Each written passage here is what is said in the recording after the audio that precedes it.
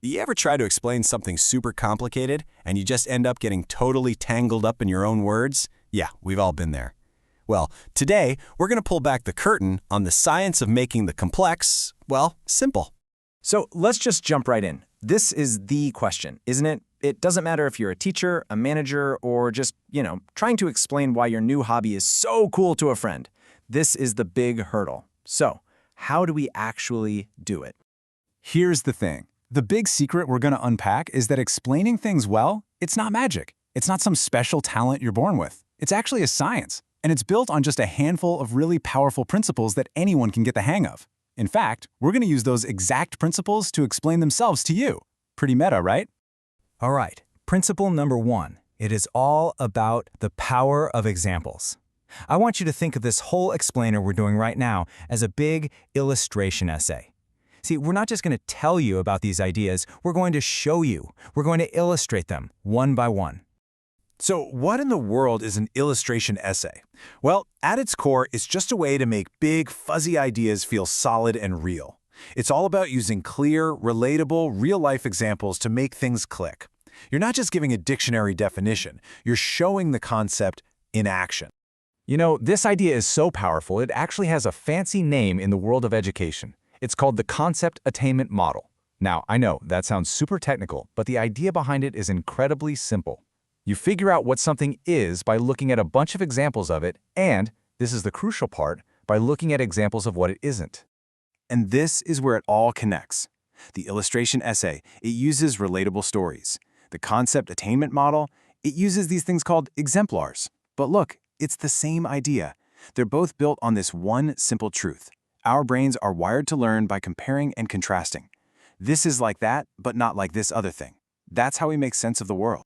What's really cool about the concept attainment model is that it doesn't just say, hey, use examples, it actually gives us a step-by-step roadmap for how to use them the right way.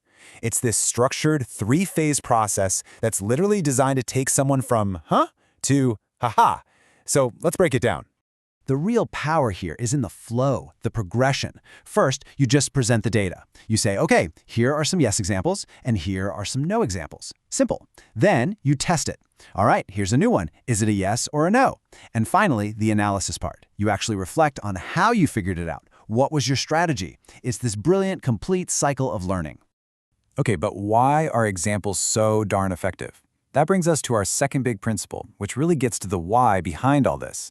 See, to explain anything well, you gotta first understand the hardware you're working with. Yep, the human brain. And let me tell you, it's got some pretty serious limitations.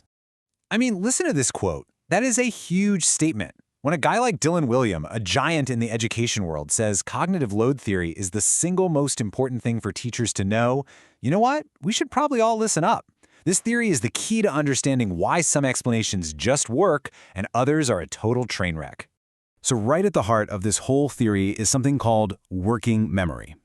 The best way to think about it is like it's the RAM for your brain, or maybe like a little mental countertop. It's the space where you juggle all the new information coming in. But here's the catch, and it's a big one. That countertop is tiny. Just how tiny are we talking? Well, the science says we can only handle about 4 new chunks of information at one time. That's it. So if you try to cram 5 or 6 or 7 new things into someone's head at once, guess what happens? Their brain just shuts down. It's called cognitive overload, and it's a complete learning killer. Okay, so we know there's this major bottleneck, our tiny little working memory. So what do we do about it? Well, you have to be ruthless. You've got to slash any info that isn't absolutely essential. You need to put pictures and the words that describe them right next to each other. And you have to use tons of clear step-by-step examples. It's all about designing your explanation to be as lightweight as possible for that little mental countertop. And that leads us perfectly into our third and final principle. So once we get the hang of using examples, and we're super careful about managing that mental load, we can unlock this whole other level of understanding. And the key is to go deep, not wide. It's all about structured exploration. In the research world, they have a name for this, the case study methodology. And the most important word there is bounded. It means instead of just scratching the surface of like 1,000 different examples, you pick one really rich, detailed case, and you dive in. You look at it from every possible angle. So why bother going that deep on just one thing? Well, there are two big reasons. First, you get this incredibly detailed, rich picture of that one specific situation. But second, and this is the really cool part, that one super deep example can start to hint at bigger ideas, at broader patterns and theories. So you get both the nitty-gritty detail and the big picture meaning. Now, a really solid case study isn't just one person's story. It's what they call multimodal, which is just a fancy way of saying it pulls in information from all over the place. We're talking interviews, documents, hard data, you name it. And you can use them for different things. Sometimes you just want to describe something. Other times you want to explain why it happened. Or maybe you're just exploring new territory and trying to figure out what questions you should even be asking. All right, we have covered a lot of ground here. We've looked at 3 different but totally connected principles for making complicated stuff make sense. So the big question is, how do we wrap this all up into a toolkit you can actually use? I think the biggest thing to take away from all this is that there's a system here. Explaining things well isn't just about being a smooth talker.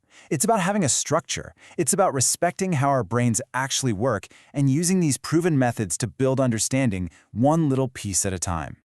So let's put it all together. Here's your toolkit, all on one page. And you can see how these 3 big ideas play together, right?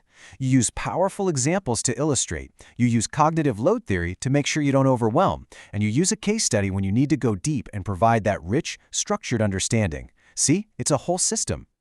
So, next time you're faced with explaining something really tough, don't just wing it. Think like a scientist.